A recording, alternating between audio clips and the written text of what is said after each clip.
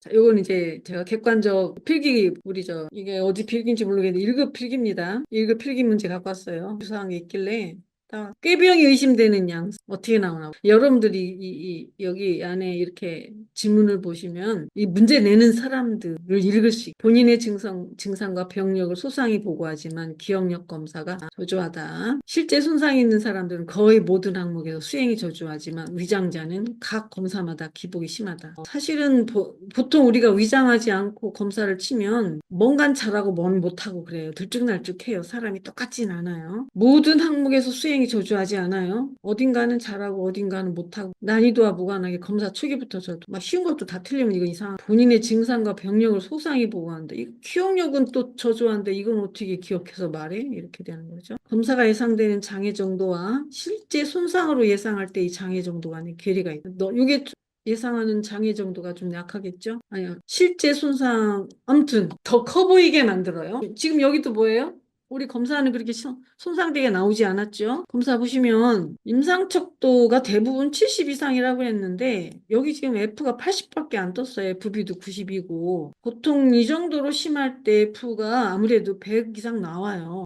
그 다음에 지금 다른 척도 모든 정상 범위라 그랬잖아. 여기 지금 뭐가 포함되어 있냐면 FP가 들어가 있거든요. FP. 요게 지금 꾀병을 잘 탐색하는데 요게 지금 여기 정상 범위로 나왔잖아요. 그러면은 요 놈이 정상 범위 안에 들도록 노력을 한 거죠. 그렇죠? 근데 이게 만약에 실제 병이 많았다면 요 F가 100은 넘어가요. FP도 정상 범위가 여기 얼마 척도인지 모르겠지만 정상 범위라면 50 안에 들어왔다는 얘기죠. FP도 70은 안 넘어가더라도 어쨌든 조금 다 떠요. FP, FB, FE 세 개가 떠요. 응? 특이 척도인데 이거 F80 정도밖에 안 떴다는 거는 증상이 약하다 뜻이에요. 심하진 않은 거예요. 임상척도 70점대이고. 그러니까 이 정도로 만성화돼 있는 상태라면은 안 맞는 거지. 검사에서 나온 증상은 약한 거죠. 보이는 것은 엄청나게 심한데 이 장애간의 괴리가 크다.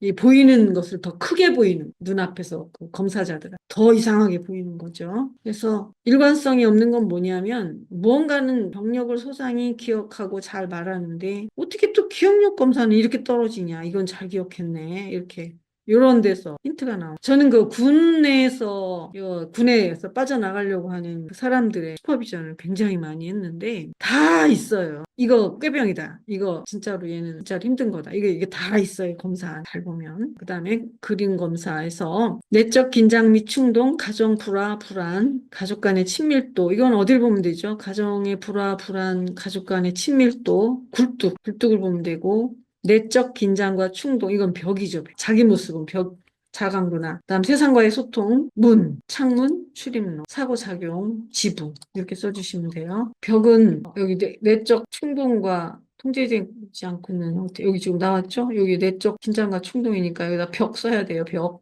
이거 빼먹으면 안 돼요. 여기는 벽, 여기는 굴뚝 혹은 굴뚝 연기. 그다음에 집을 바라보는 관점도 있어요. 가족 간의 관계에서 가족을 대하는 태도. 위에서 내려다보면 좀 업신여기는. 아래에서 위로 보면 우러러보는. 내가 더 낮은 위치예요.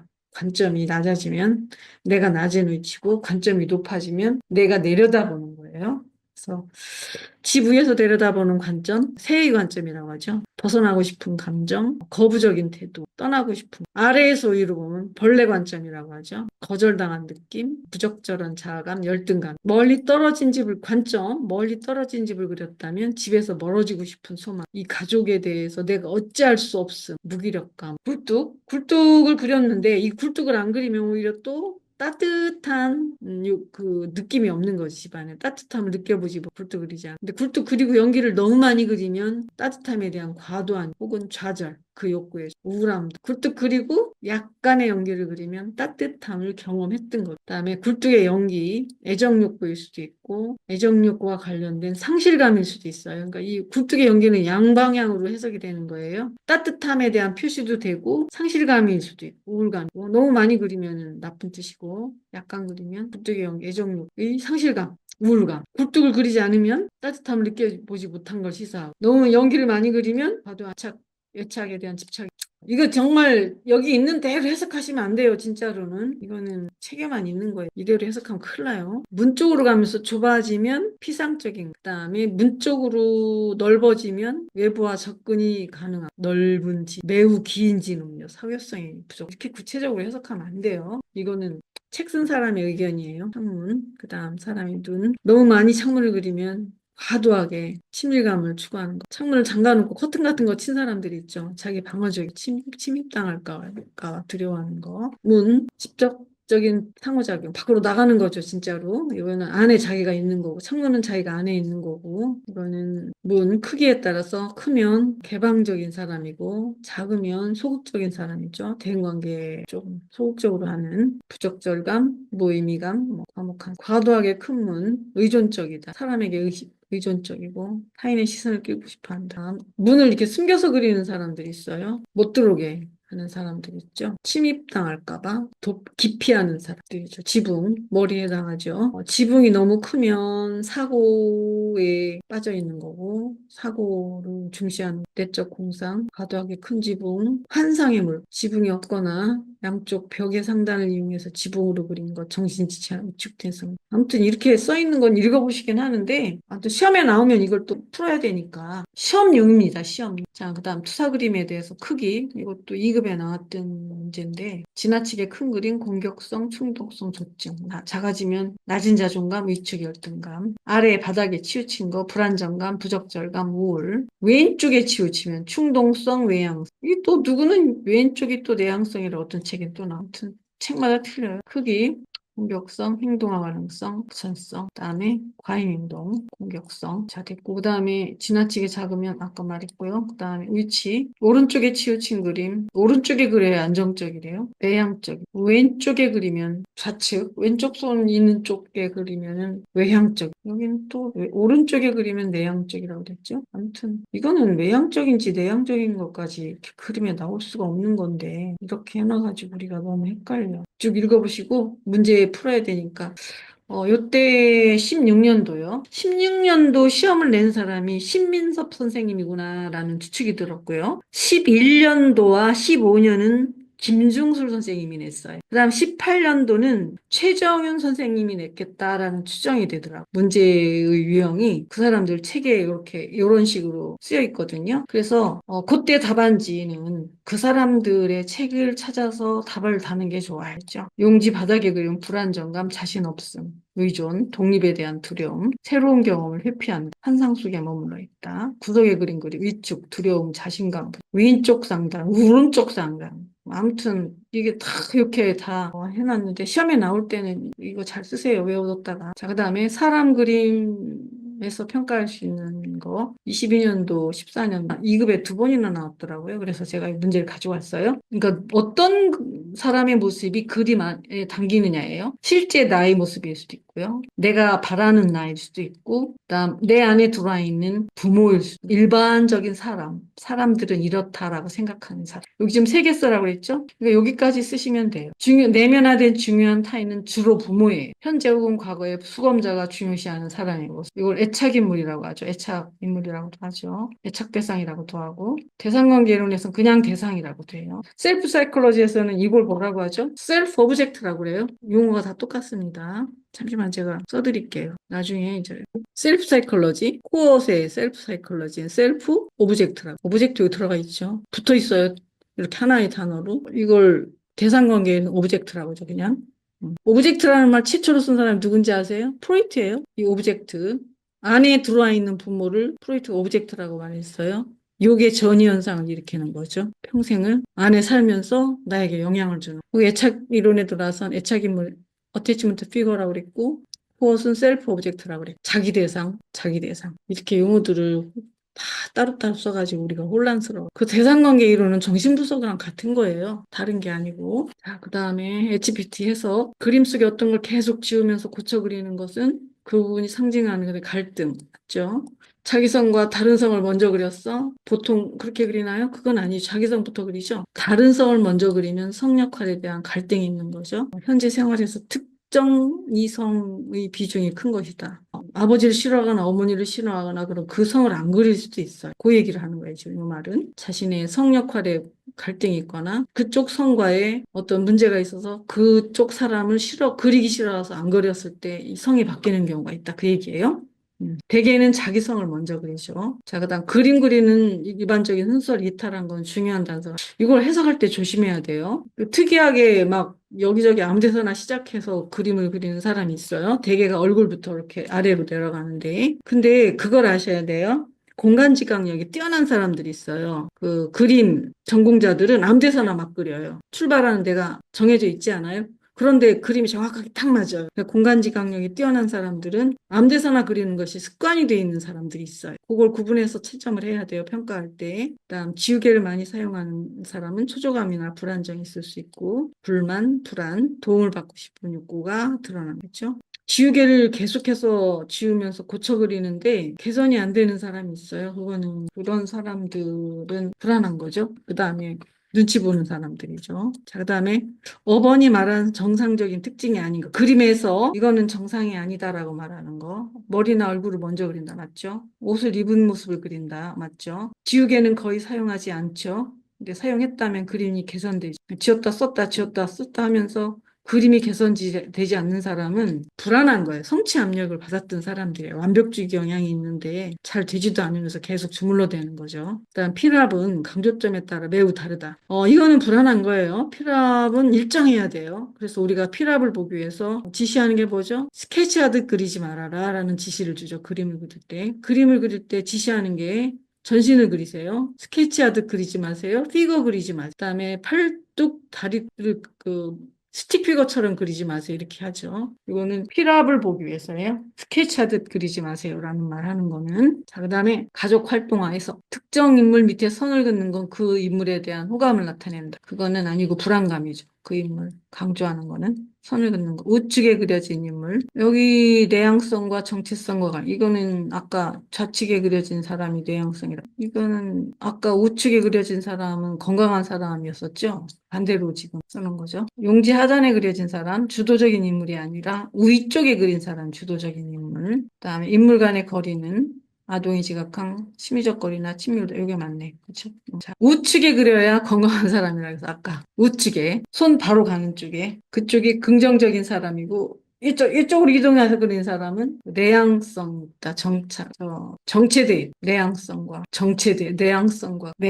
사람이다. 정체되어 있는 그런 뜻이에요. 자, 그 다음에 ADHD의 11세. 이거는 지난번 했었죠. 한번 16년도에 임상 실기 1급에 나와서 이게 2급 문제를 보니까 2급에서도 나왔고 2급에서는 ADHD에 사용할 수 있는 행동치료기법 세 가지를 쓰시오. 요게 있더라고요. 행동치료. 행동치료 많이 있죠. 뭐 타임아웃도 있고 토큰법도 있고 여러 가지 그런 것들 쓰시면 돼요. 자, 여기 지금 나와 있는 검사 중에 제가 계속 말로만 해서 스트룩 검사 이걸 한번 갖고 와봤어요. 색깔이 같은 것끼리 글자를 썼죠. 빨강색으로 빨강, 파랑색으로 파랑, 노랑색. 근데 여기는 색깔이 다르게 파랑, 초록으로 노랑 이렇게 색깔이 달라졌죠? 요거 읽을 때 불편하단 말이에요. 요거 읽을 때는 편하고 요거 읽으라고 했다가 요거 읽으라고 하면은 방해를 받겠죠. 파랑, 노랑, 빨강, 초록, 노랑, 초록 이렇게 글자를 읽으려면 이 색깔에 방해를 받겠죠. 그렇죠? 반대로 색깔을 읽으라고 할 수도 있어요.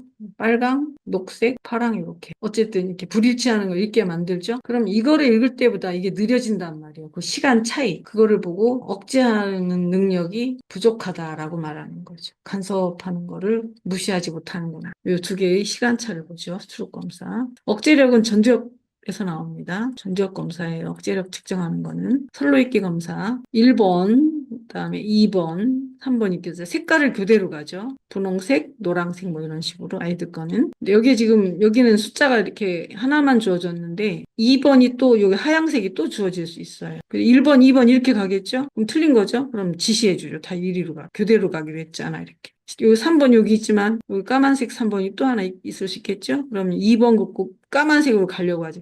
아고 거기 가지 말고 여기 교대로 하라고 그랬지? 그럼 다시 시작. 이렇게 하면 시간이 지연되겠죠. 시간이 지연된 것을 가지고 이 교대로 이거 교차해야 되니까 융통성을 죠.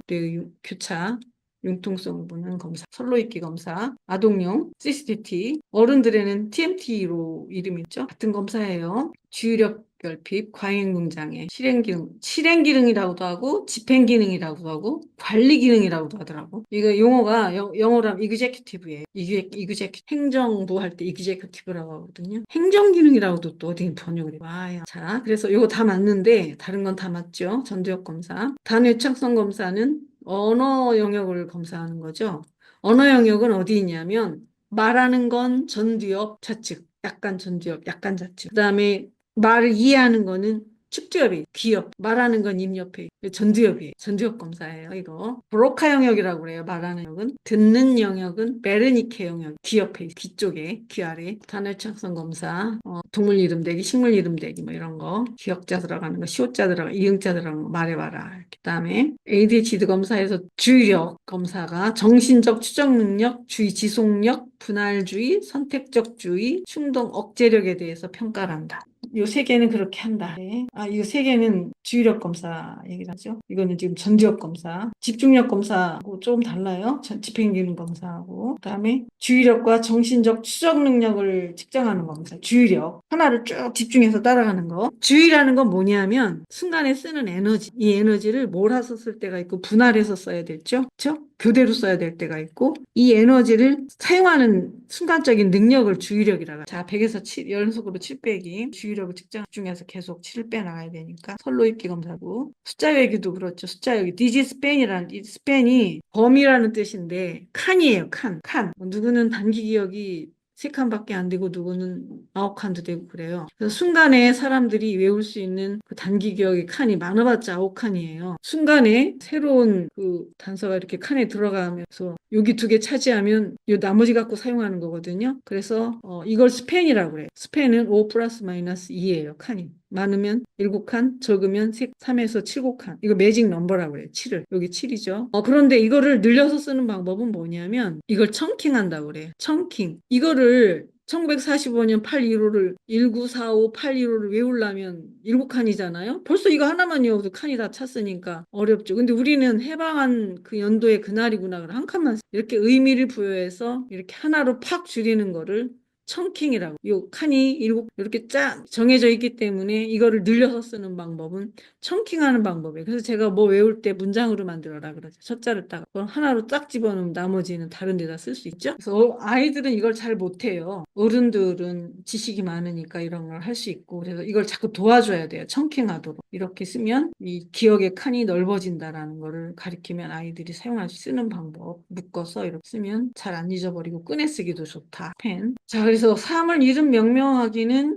언어 능력, 보스턴, BNT가 우리나라의 학지사에서 표준화돼 있어요. 60개의 그림을 보고 그 그림의 이름을 말하는 언어 명명 검사죠. 유아용 검사에 이름 그림 명명 검사 있어요. 유아용 검사에 아동지만. 그다음에 이거 지금 저 BNT는 치매 검사에서 사용하죠. 10세 아동에게 CPT나 ADS 컴퓨터로 하는 주의력 검사죠. 오경보 오류는 없고 누락 오류가 많았대요. 속도가 느리고 그러면 부주의자. 누락 오류는 부주의 지표고 오경보는 잘못 누른 거예요. 반응 억제를 안 눌러야 되는데 누른 거죠. 억제 장애, 전두엽 장애, 충동성 지표죠. 그 다음에 반응을 잘 했는데 느린 거, 정신운동 속도가 느린 거. 누락 오류 눌러야 되는데 빠뜨린 거예요. 부주의. 그러니까 충동 억제는 충동성이고 여기 오경보 오류는 충동성이고 누락 오류는 부주의 타입이죠. 그다음 속도가 느린 것들도 정신운동 속도가 느린 것도 주의력 결핍이나 과잉운동과 관련있다. 또 전체적인 속도도 정신지체나 우울증이 있으면 정신운동 속도가 느려지고 처리 속도와 누락 오류가 비정상 범위에 있을 수 있다. 품행장애나 반사회성 있는 사람들은 충동적이고 행동 억제력이 떨어질 수 있고 오경보 오류가 비정상 범위에 속할 수 있다. 여기 문제는 느리고 누락 오류가 많으니까 부주의 타입이죠. 정신지체도 느려질 수 있고 우울장애 느려질 수 있고 부주의 우세형 이렇게 나올 수 있고 품행장애는 오경보 오류가 많겠죠. 이쪽은 줄어들고. 자, 그 다음에 여기 지금 4개의 검사에 대해서 충동성과 주의력을 직접 측정하지 않는 거 요 토바라는 게 여러분들은 모르실 텐데 저희 때는 이 토바가 있었어요. 최초의 그 컴퓨터로 측정하는 주의력 검사에 토바 최초예요. 아주 옛날 요즘은 안 쓰죠. ADS나 CPT가 지금 컴퓨터 검사고 호너스는 지필 검사예요. 지필 검사. 종이로 된 부모님들한테 주고서는 체크하라고 하는 체크리스트죠. 충동성을 직접 측정하는 건 요 세 개고, 이거는 부모가 하는 거니까 간접 측정, 질문지 형태로 애가 어쩌니 해서 물어보는 거예요. 자, 그 다음에 여기 지금 이제 검사에 대한 대졸이고요. 운행장을 지내신 분이고, 이제 65세 남자가 건망증이 생겼다. 약속을 잊어버린다 하고 치매 검사를 한 거죠. 보면 숫자 바로 따라하기 7자리 했으면 잘한 거죠. 거꾸로 따라하기 5자 머리 좋으신 거죠. 그다음에 단어 유창성 검사, 경미한 감소, 그다음에 속담 공통성 이거는 장기 기억을 쓰죠. 괜찮고 지금 문제가 된 거는 기억력, 최근 기억, 지연회상, 최근 일화 기억, 최근 뉴스에 대한 이거는 최근에 관한 이런 것들 일화 기억 이건 해마 손상이에요. 해마. 장기 기억은 해마에 저장되지 않아요. 일화 기억이 해마에 저장됩니다. 장기 기억은 피질의 연합 영역에서 저장이 돼요. 피질, 시각, 청각, 후각, 촉각, 운동 뭐 이렇게 해서 각각의 자기 갈 곳으로 가가지고 거기서 굳어지는 거예요. 자리를 잡고 연합 영역에서 그걸 꺼내오는 거예요. 꺼내다가 지금 만난 자극들과 합해서 쓰는 게 작업기억이겠죠. 과거와 현재가 만나는 게 작업기억입니다. 자, 언어는 경계선 수준 이름 대기가 7개 정도 맞았으니까 경계선이래요. 그러니까 이것도 이름 대기도 조금 전두엽이 좀 손상된 거죠. 기억력이 손상됐다라는 거는 해마고요. 그러니까 어디가 손상된 거 지금? 전두, 축두. 전두, 축두. 보통 다 치매는 대체로 전두, 축두, 전두엽, 축두엽 손상부터 가요. 제일 먼저 해마니까 해마는 축두엽에 있죠. 전두 축두 손상이라고. 우반구는 레이 컴플렉스 피거, 레이 검사는 요거 빼고 양호한. 그러니까 지금 우은에도 손상된 거죠. 이거 그림을 담당하는 쪽이 그림을. 그다음에 KMMS에서 이거 잘 나왔네. 30점에서 29점. 머리가 좋으시니까 1점 깎였네. 그다음 노인 우울 검사.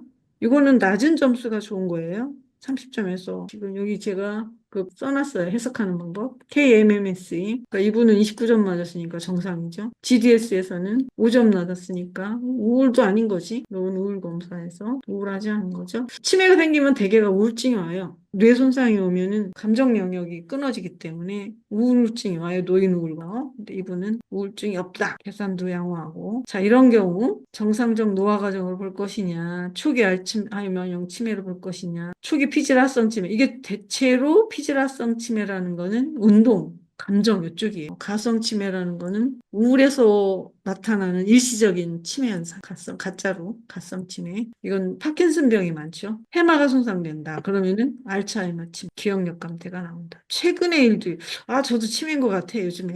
최근 기억이 손상되고 오래된 기억, 나중에 아이고 기억력이 진짜로 까먹어요. 기억력 검사라고 하죠. 치매 검사를 치매라고 하면 기분 나쁘니까. 기억력 검사라고 많이 또 이름을 해요. 이것 때문에 기억이 많이 나중에는 이제 인지기능, 진압력 기능 다 상실되겠죠. 알츠하이머병이 제일 많아요. 뇌에 베타 아밀로이드가 쌓이죠. 타우 단백질하고 같이. 뇌세포에 막 엉겨붙어갖고 신경들이 나중에 죽어나가는 거죠. 그다음에 피질성 치매, 피질 쪽에서 손상되느냐, 피질 아래쪽에서 치매가 일어나느냐. 알츠하이머 치매는 피질성이고요. 파킨슨은 피질하성입니다.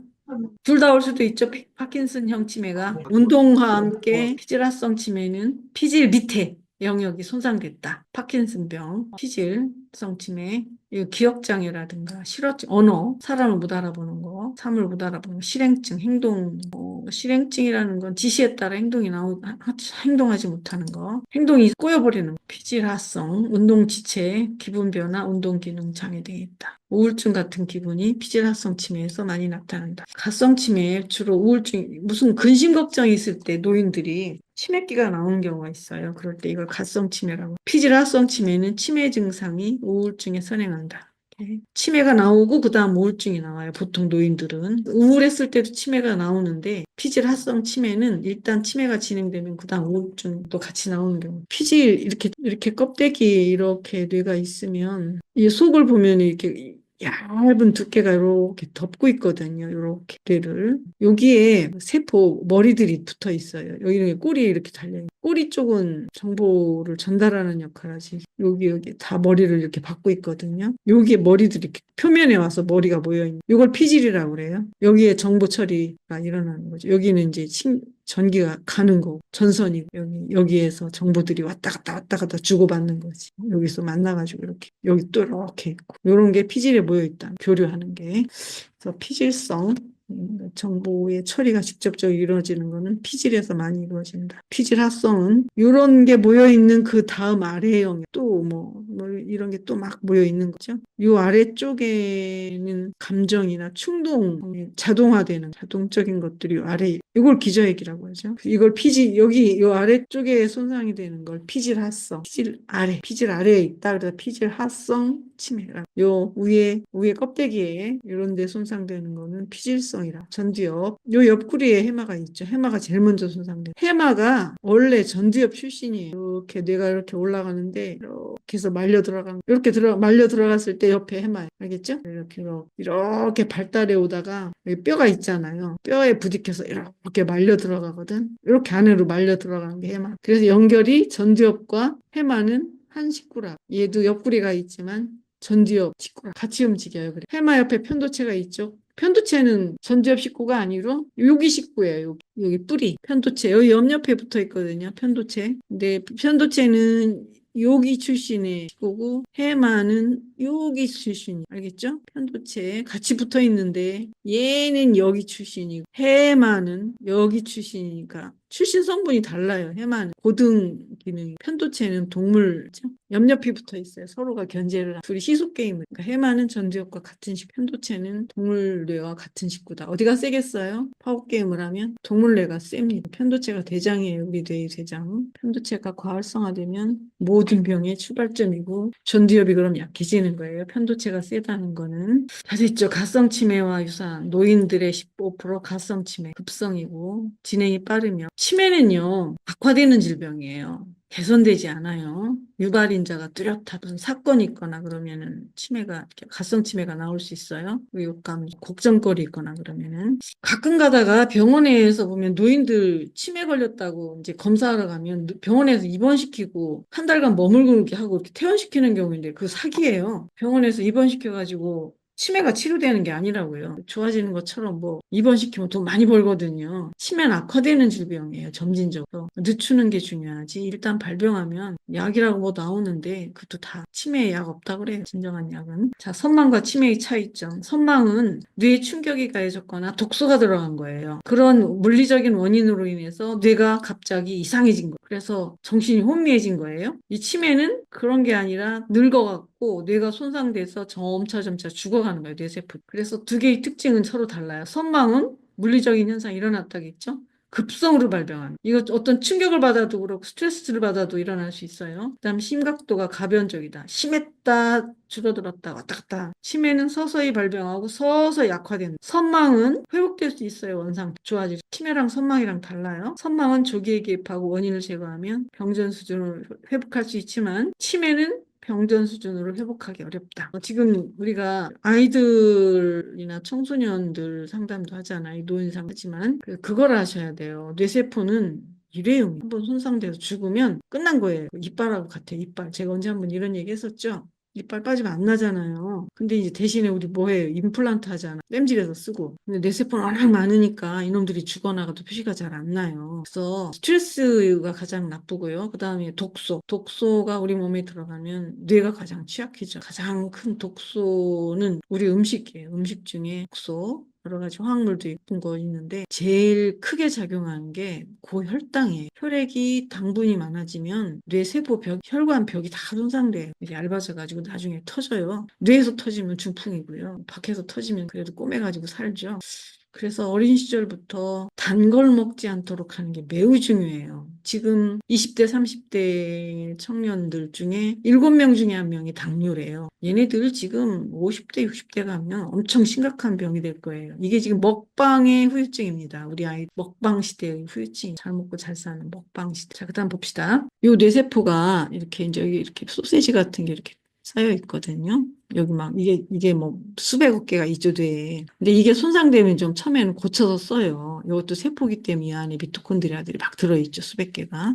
미토콘드리아가 충분하면 이것들이 다 수리가 잘 돼요. 근데 미토콘드리아가 부족하면 여기 에너지가 전달이 안 되는 거잖아요. 이렇게 혈관이 이렇게 이런 데 있단 말이에요. 혈관에서 피가 이렇게 얘네들한테 전달이 돼야 되는. 근데 손상이 되면 혈관이 손상되면 이 말초들이 사라져요. 이렇게 말초부터 녹아서 사라지는 거죠. 그럼 이 세포들이 이렇게 피가 전달되지 않은 건 피 속에 뭐가 있어요? 양분도 있지만 여러 가지 물질이 있죠. 효소 이런 것들도 있고 산소가 있어요. 이 세포에게 산소가 공급이 안 되는 문제가 발생하는 거예요. 산소가 발생하지 않으면 산소가 부족하게 들어가는 세포는 산성화돼요. 이때부터 변이가 일어나기 시작해요. 변이가 일어나서 나중에 여러 가지 질병이 막 생기는데 그중에 암이 있고 여러 가지 각종 질병이 있는 거지. 이런 치매도 생길 수 있고 뭐 다낭성 난소증후군이라든가 간의 병도 생길 수 있고 위산이 적은 병도 생길 수 있고 뭐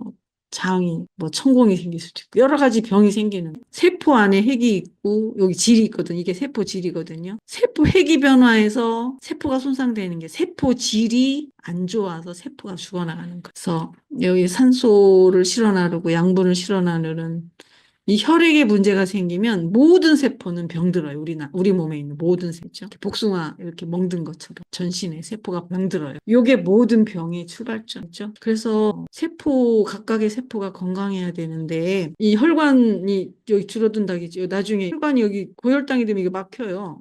혈관이 탁해가지고 끈적끈적해서 못 지나가요. 그러면은 여기 앞에 여기 지나가다 막힌 여기는 이제 죽는 거지. 요 앞에 여기 그럼 끊기는 거야. 혈관이 점점 사라져요. 이 바글바글하게 이렇게 뭉쳐 있는 이런 혈관들이 이렇게 막 빡빡하게 있어야 되는데 나중에 점점 나이가 들수록 이렇게 하나씩 사라져. 그럼 세포가 양분도 못 받고 굶주리고 산소도 공급을 못 받고 먼 데 있는 것들은 죽어나가기 시작한. 좁좁한 쪽에 있는 애들은 그게 많이 쌓이는 게 치매가 돼요. 우리가 그 증상이 나타나는 거 우리는 아이들 장애를 발달 장애라고 하고 성인들 같은 정신장애라고 하죠.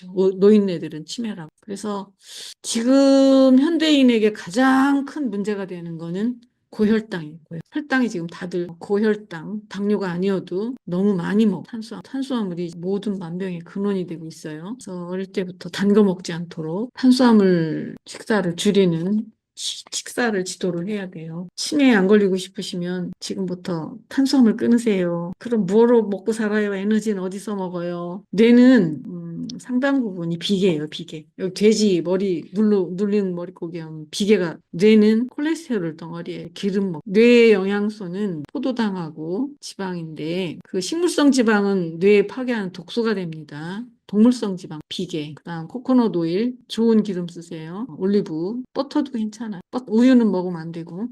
식물성 지방이 우리 몸에 흡수가 잘 안 돼요. 코코넛 오일은 흡수 잘 됩니다. 여기 제일 좋은 오일이 코코넛 오일. 뇌는 지방을 원했죠. 포도당은 잘 전달이 안 돼요. 왜 그러냐 하면 고혈당일 때 혈액 속에 그 혈당이 높아지면 뇌에서 혈당을 거부해요. 혈당을.